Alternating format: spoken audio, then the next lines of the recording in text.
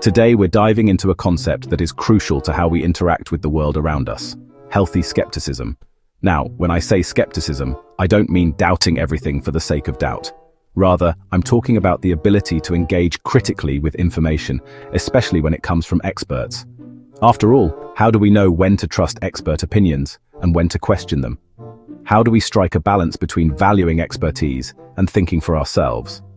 To explore this, we can look at two contrasting processes: one that limits our intellectual growth by accepting expert opinions on faith, and one that empowers us through learning, reasoning, and forming our own opinions.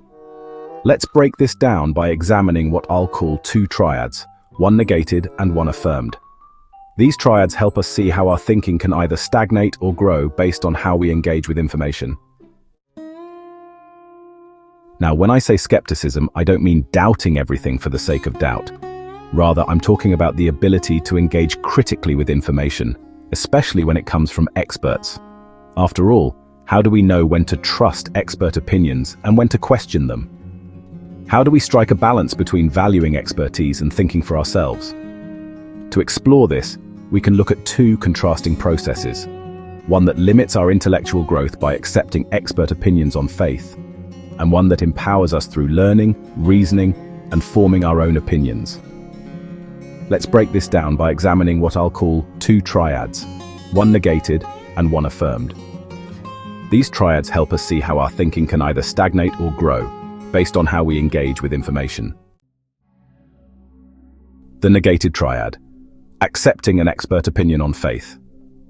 Let's start by looking at what happens when we accept expert opinions on faith. This is the negated triad, where intellectual engagement is minimal or absent altogether. Have you ever found yourself blindly trusting an expert just because they seem knowledgeable? If so, you've experienced this triad in action. In this scenario, three key things are missing: learning, reasoning, and forming your own opinion. Let's take a closer look at each. 1. Faith-based acceptance, or the absence of learning. When we accept an expert opinion on faith, we don't actively seek to learn. We hear an expert say something and we think, well, they must know what they're talking about, and we stop there. Learning doesn't take place because we're not engaged in gathering information or understanding the content on our own. But here's the question: what do we miss when we don't dive deeper?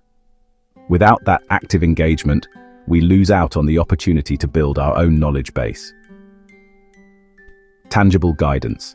The next time you're presented with an expert opinion, ask yourself, what can I learn from this? Don't stop at simply hearing what's said. Engage with it.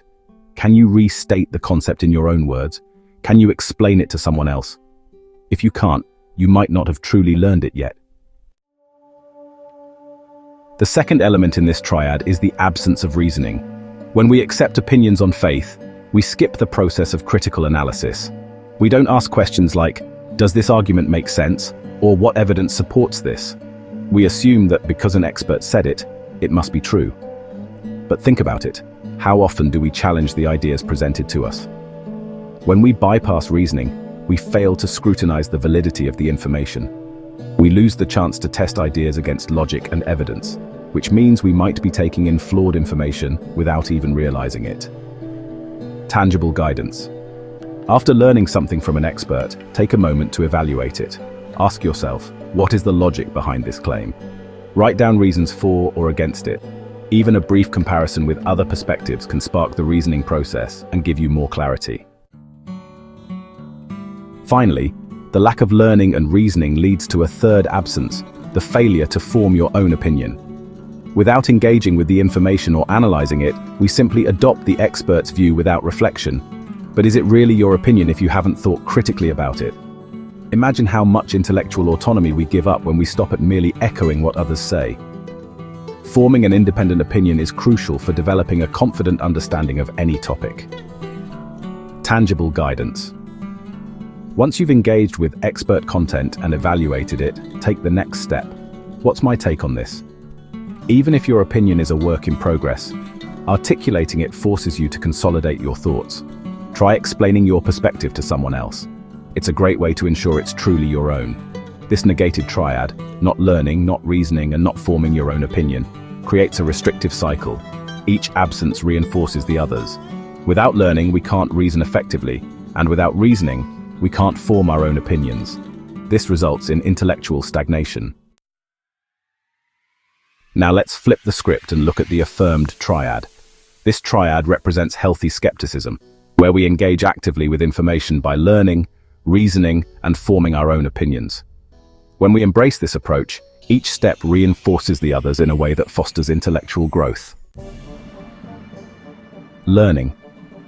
The first step is learning. This isn't about, passively taking in information.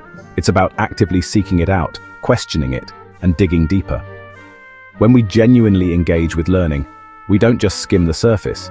We immerse ourselves in the subject, ask tough questions, and explore different perspectives. But let me ask you this. When was the last time you really challenged yourself to learn something new? Not just read about it, but truly understand it. Tangible guidance. The next time you come across an expert opinion, don't stop at the first explanation. Dive into other sources, read counter-arguments, and explore the broader context. Ask, what's the bigger picture here? The more you seek to learn, the more robust your understanding will become. After gathering knowledge, the next step is reasoning. Here's where you critically evaluate what you've learned. What's the evidence? What assumptions are being made? Is there a flaw in the logic? When we reason, we're not just absorbing facts, we're actively testing them against our own standards of logic and evidence. How often do you challenge the reasoning behind an expert's claim? This is a crucial step in skepticism. Try using reasoning to compare an expert's idea with another viewpoint. Ask yourself, does this idea hold up under scrutiny? What are the strengths and weaknesses? Evaluating claims from multiple angles is a powerful way to sharpen your reasoning. Finally, after learning and reasoning, comes the most empowering part, forming your own opinion. This is where you synthesize everything you've learned and analyze to arrive at a conclusion that's uniquely yours. Your opinion is informed by knowledge and shaped by reasoning. It's a reflection of your intellectual autonomy. But here's a question. When was the last time you took ownership of an idea rather than simply adopting someone else's? Forming your own opinion isn't about being right all the time. It's about engaging thoughtfully with the information. After evaluating an expert's opinion, take a moment to ask yourself, what's my view on this? Write it down or explain it to someone. The act of articulating your own stance helps solidify your thinking. This affirmed triad forms a positive feedback loop. Learning fuels reasoning, reasoning shapes opinion, and forming an opinion encourages further learning. This process drives continuous intellectual growth. Each element of the triad strengthens the others. The more you learn, the better you reason, and the clearer your opinions become. So why does this contrast between the negated and affirmed triads matter? Let's consider three key differences. Absence versus presence of critical engagement. In the negated triad, we passively accept authority without engaging critically. In the affirmed triad, we actively participate in the learning process. Which approach feels more empowering to you? Dependence versus independence. The negated triad fosters dependence on external authority.